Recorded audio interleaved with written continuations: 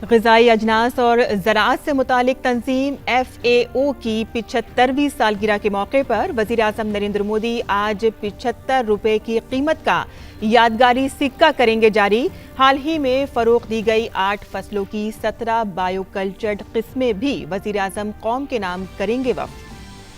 वज़ीर ख़जाना निर्मला सीतारमन का बयान, कई मुस्बत इशारे वाले सेक्टरों में भारत में देखा जा रहा है इक़्तिसादी अहया।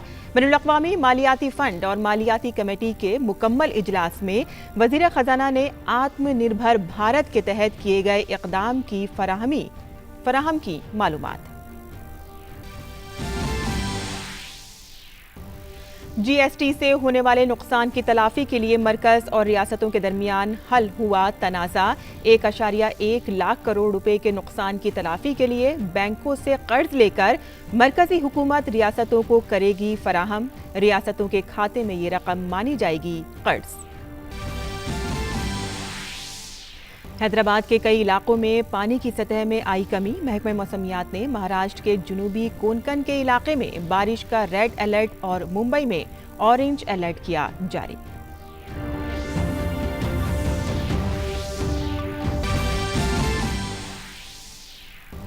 बिहार में शबाब पर हैं सियासी सरगर्मियां। बीजेपी सदर JP नड्डा और वजीर आला नीतीश कुमार आज करेंगे कई रैलियों से खिताब। RJD लीडर तेजस्वी यादव का भी इंतखाबी रैलियों से खिताब का है प्रोग्राम। अजीम इत्तेहाद ने 243 उम्मीदवारों की फहरिस्त की जारी।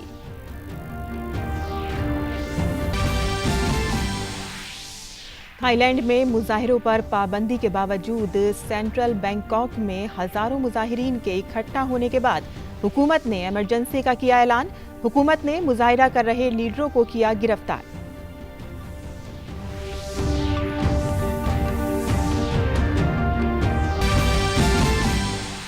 और भारत के किदाम्बी श्रीकांत ने दूसरे दौर में कनाडा के जेनसन एंथनी को शिकस्त देकर डेनमार्क ओपन टूर्नामेंट के क्वार्टर फाइनल में बनाई जगह। भारत के ही अजय जयराम हुए बाहर। भारत के ही अजय जयराम हुए बाहर।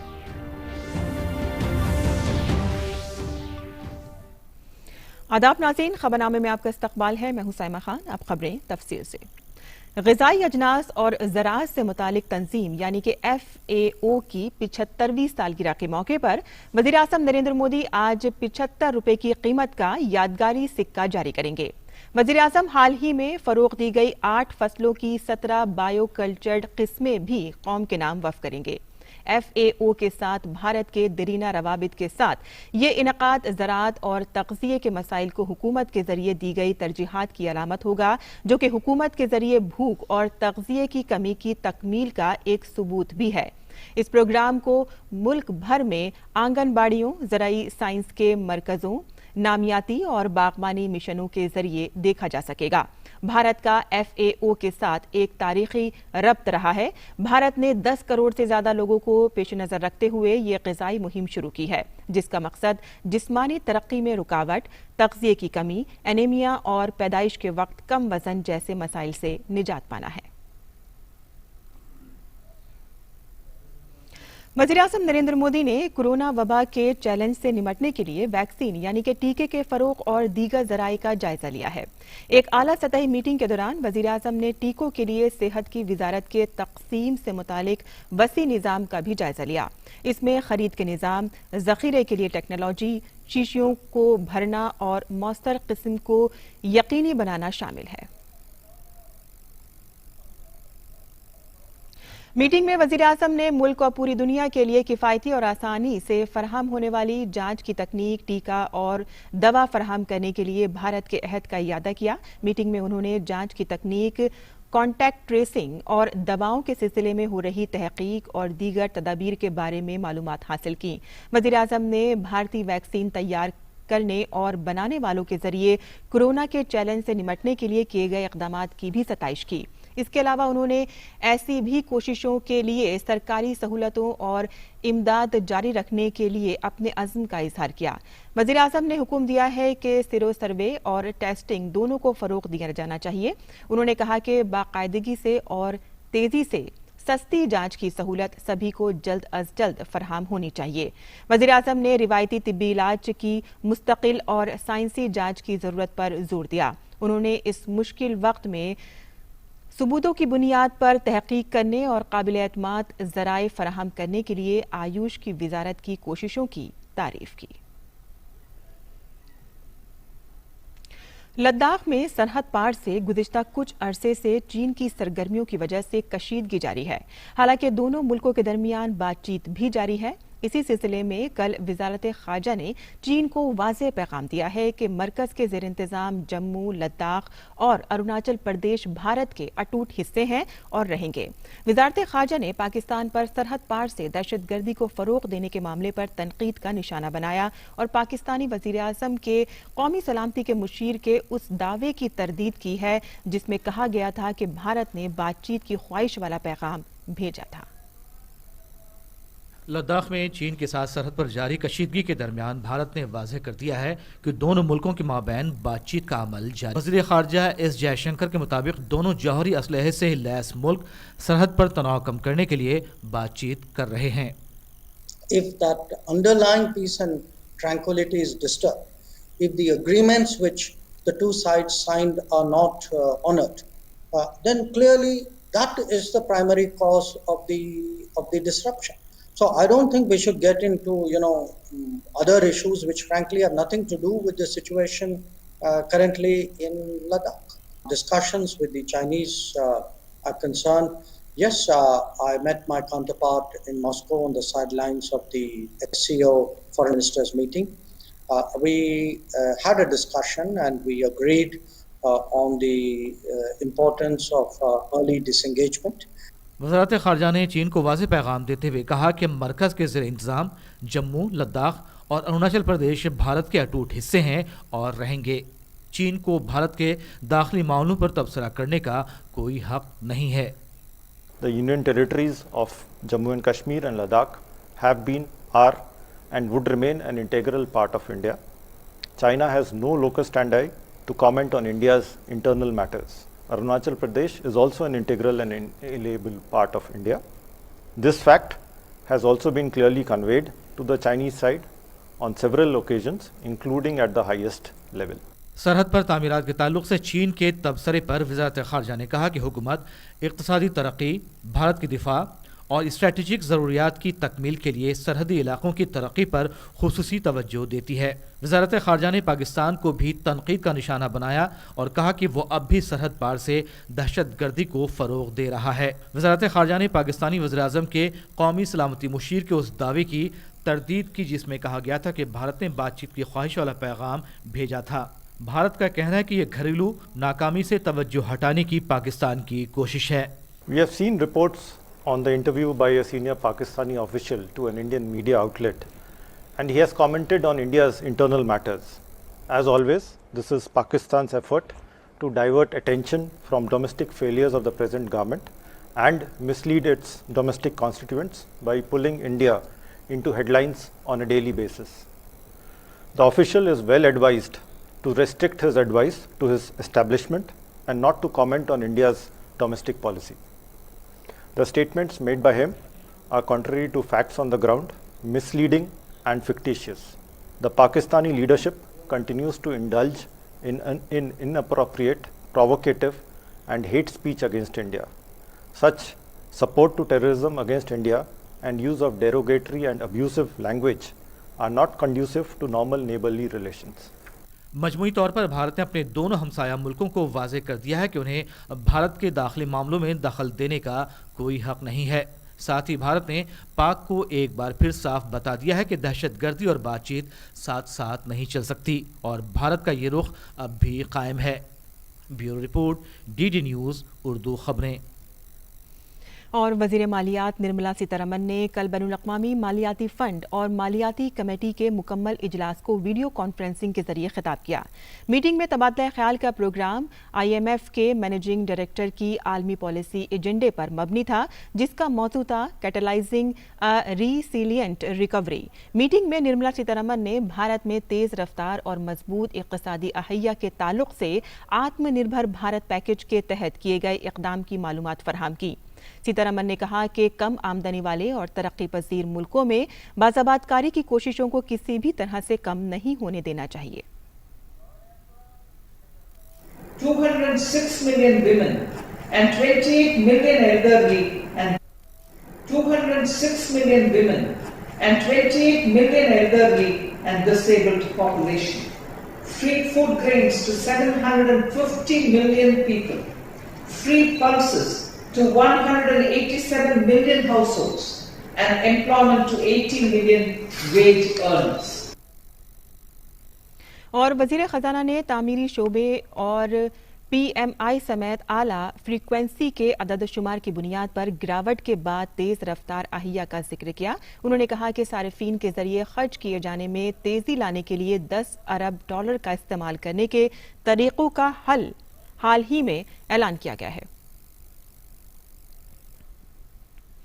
और अब बात करते हैं मौसम की, जहां जुनूबी भारत की रियासतें बारिश के कहर का सामना कर रही हैं। हालांकि हैदराबाद के कई इलाकों में पानी की सतह कुछ कम हुई है। तेलंगाना में शदीद बारिश से मुतासिर हैदराबाद और दीगर मकामात पर राहत मुहिम जारी है। शदीद बारिश की वजह से नशीबी इलाकों में सैलाब आ गया है और खड़ी फसल को नुकसान पहुंचा है। रियासत में शदीद बारिश और अचानक आए सैलाब की वजह से 5,000 करोड़ रुपए का नुकसान हुआ है। वजीर आला चंद्रशेखर राव ने वजीर आजम नरेंद्र मोदी को लिखे गए मकतूब में ये इत्तला दी है। वजीर आला ने मरकज से बाज़ाबातकारी और राहती कामों के लिए फौरी मदद तलब की है। वजीर आला ने राहत और इमदादी इक़दामात पर कल वुज़रा और अफसरान के साथ मीटिंग की। 61 राहती मराकिज़ की शुरुआत की जा रही है और जरूरत पड़ने पर मजीद मराकिज़ खोले जा रहे हैं। मरकजी वजीर ममलिकत जी किशन रेड्डी ने हैदराबाद शहर के कई मुतासरा इलाकों का दौरा करके हालात का जायजा लिया। दूसरी जानिब आंध्र प्रदेश में मुसलसल बारिश के सबब सैलाब जैसी सूरत हाल हो गई है। शदीद बारिश की वजह से 98 गांव पानी में डूब गए हैं। बारिश से रियासत के 6 अजला में फसलों और सड़कों को बहुत नुकसान हुआ है। रियासती हुकूमत ने इस आफत से निमटने के लिए 17 NDRF की टीमों को विशाखापट्टनम, शुमाली गोदावरी, मगरबी गोदावरी, कृष्णा जिलों के जिला अफसरान के साथ मिलकर सैलाब से निमटने के लिए तैनात किया है। और उधर महकमा मौसमियात ने महाराष्ट्र के जुनूबी कोंकण के इलाकों में बारिश का रेड अलर्ट और मुंबई में ऑरेंज अलर्ट जारी किया है।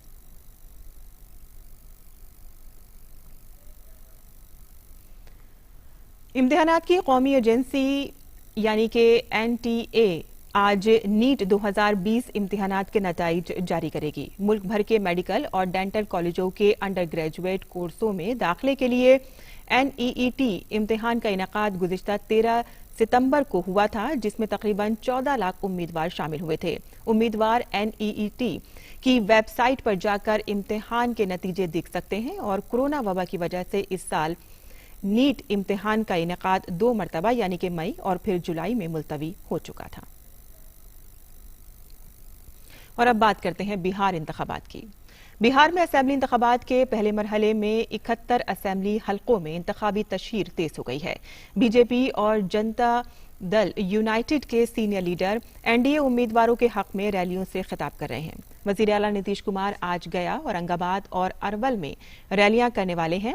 बीजेपी सदर JP नड्डा बांका और नवादा में वोटरों से खिताब करेंगे। इलेक्शन कमीशन ने इस मरतबा दिव्यांगों और 80 साल से जायद उम्र वाले अफराद को अपने घर से बाहर निकले बगैर वोट डालने का मुतबादिल फराहम किया है।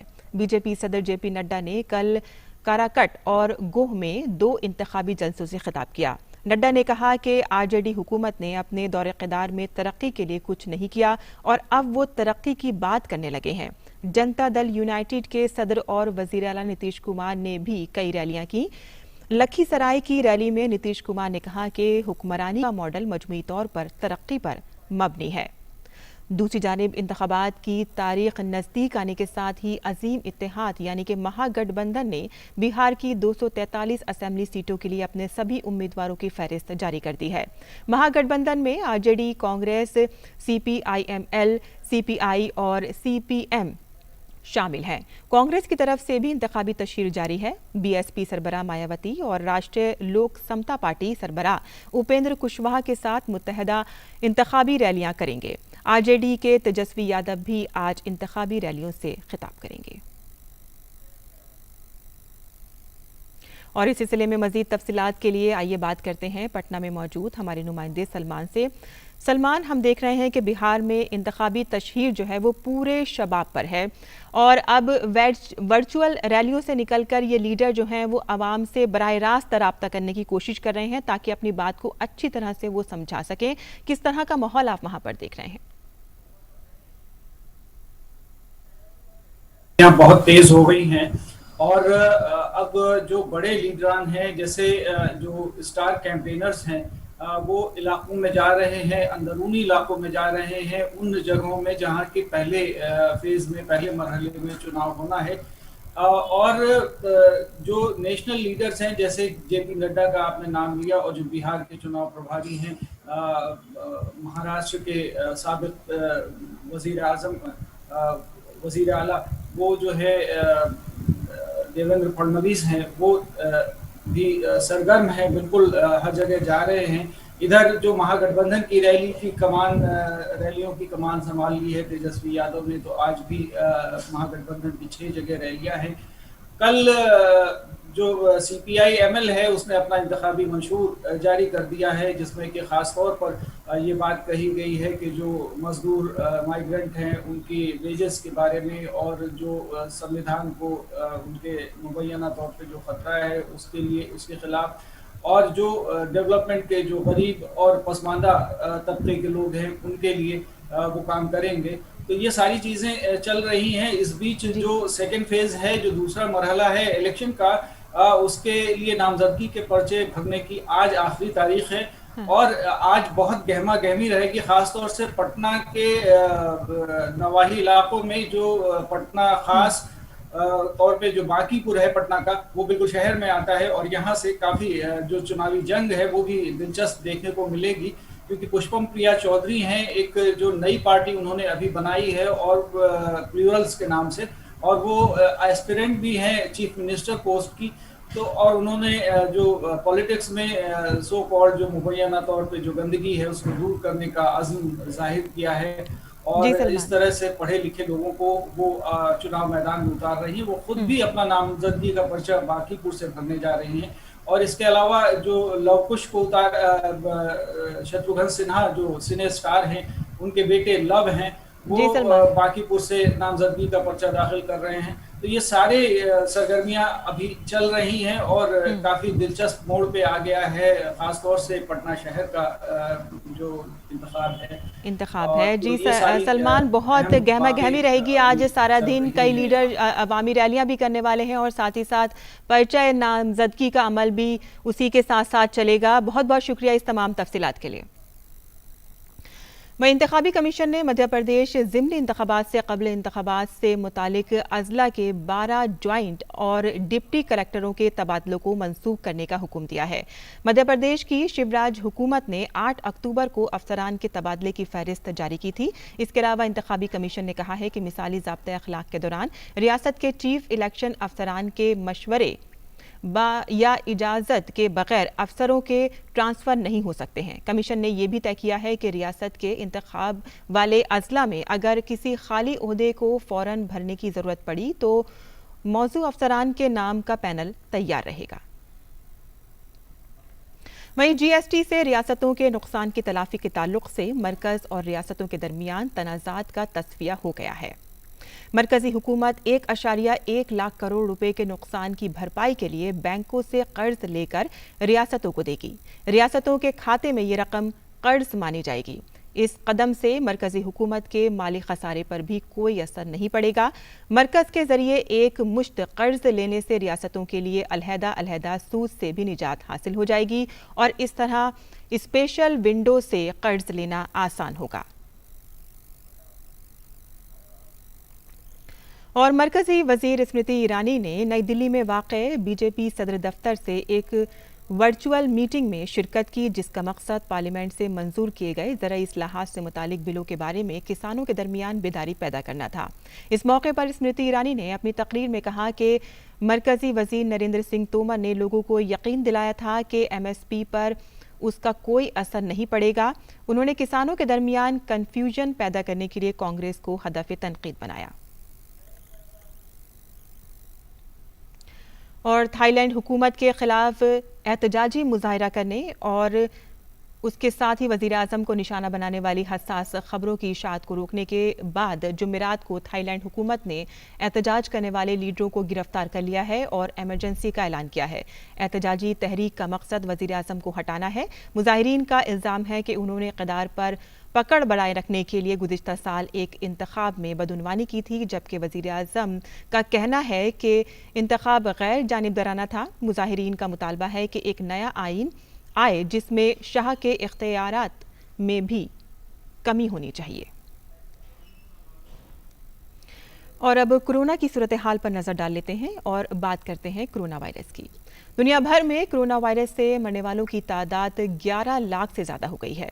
वहीं मुतासरीन की तादाद 3,91,50,000 से ज्यादा हो गई है। गुज़िश्ता 24 घंटों में 3,82,000 से ज्यादा इन्फेक्शन के नए मामले सामने आए हैं। कोविड-19 से सेहतयाब होने वालों की तादाद 2,93,62,000 से ज्यादा है। फिलहाल दुनिया भर में 87 लाख कोरोना वायरस के एक्टिव मामले हैं। और खेल की खबरों की बात करें तो कोरोना वायरस की वजह से 7 महीने के वक्फे के बाद वापसी कर रहे भारत के स्टार बैडमिंटन खिलाड़ी किदाम्बी श्रीकांत ने डेनमार्क ओपन के क्वार्टर फाइनल में जगह बना ली है। कल खेले गए मुकाबले में श्रीकांत ने कनाडा के जेनसन एंथनी होशुई को शिकस्त दी। वहीं भारत के नौजवान खिलाड़ी लक्ष्य सेन को दूसरे दौर में मुकाबले में डेनमार्क के हेसन क्रिस्टन सोलबर्ग से शिकस्त का सामना करना पड़ा है। सोलबर्ग ने उन्हें 15-21, 21-7, 21-17 से शिकस्त दी। दिल्ली में लॉकडाउन के बाद रफ्ता रफ्ता तवज्जो के कई मराकज़ फिर से खुलने शुरू हो गए हैं। इन्हीं में से एक है दिल्ली हाट। आइए हम आपको आज इसकी सैर करवाते हैं।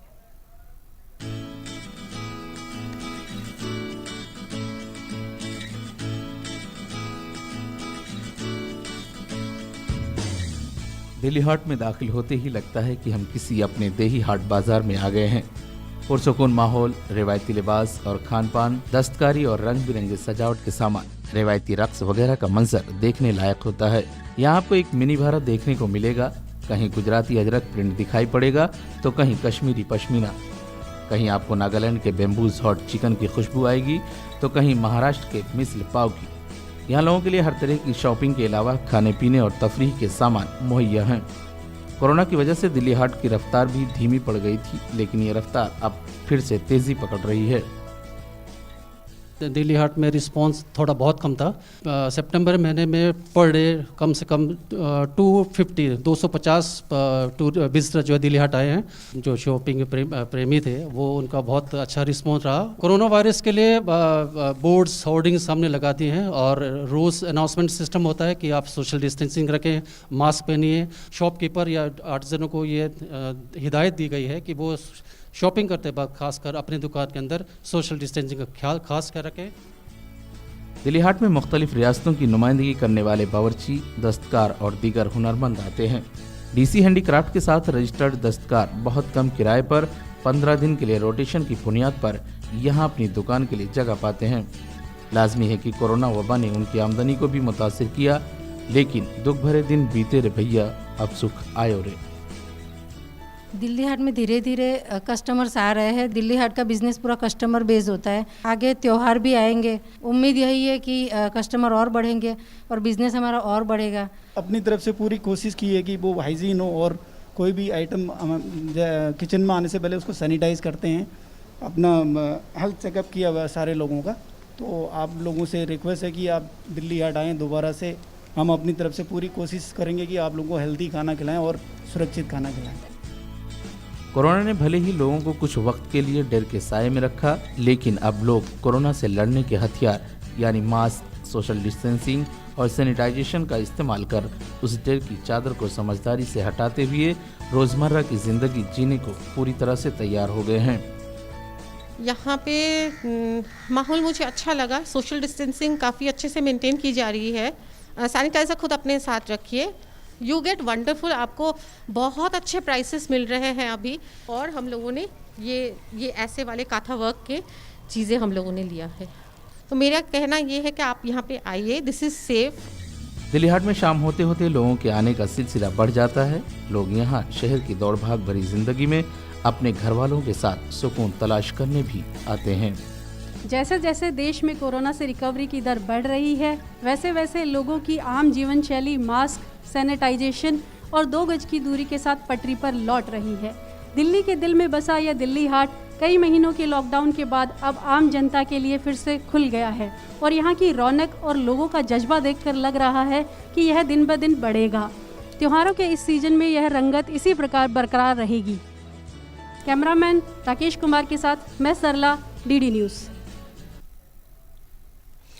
और अब दिल्ली से शाये उर्दू अखबारात का एक मुख्तसर जायजा।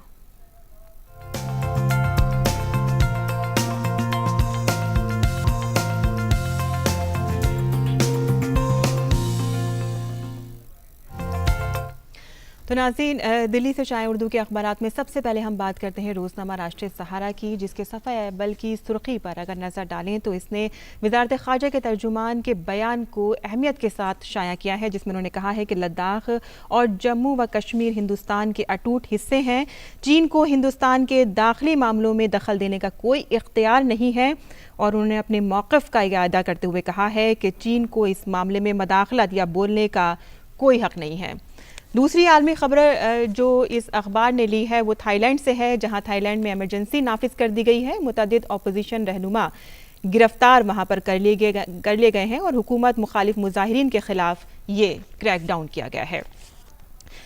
दूसरी खबर हम जो ले रहे हैं वो हमारा समाज से ले रहे हैं, जिसमें जम्मू कश्मीर के लेफ्टिनेंट गवर्नर मनोज सिन्हा के बयान को इसमें शाया किया गया है। उन्होंने कहा है कि जम्मू कश्मीर के तमाम अजला में बिना किसी इम्तियाज़ के मजमूई तामीर और तरक्की मेरा मिशन है। वाज़ेह रहे कि उन्होंने कहा है कि ज़ोज़िला के बाद जम्मू कश्मीर के लिए मज़ीद 7 टनल तामीर की जा रही हैं और उन पर मुकर्ररा वक्त के अंदर इन सभी टनल्स को मुकम्मल कर लिया जाएगा। और आपको बता दें कि रेलवे के वज़ीर और नाज़रीन आपको बता दें कि इक़्तिसादी महाज पर एक अच्छी खबर सामने आई है, जिसमें सितंबर 2020 के दौरान बरामदात में 5.9% का इजाफा देखने में आया है। असल में बैनुल-अक़वामी मंडियों में दीगर अनाज, चावल और इन सब के को देखते हुए 5.99% का इजाफा देखने में आया है।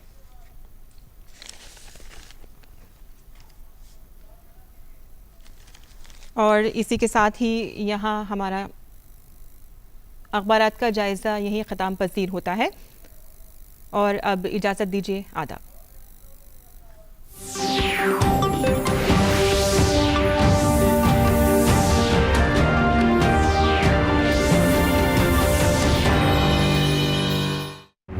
वैश्विक महामारी कोविड-19, जिसका कहर संपूर्ण मानव जाति को अपनी आगोश में ले चुका है।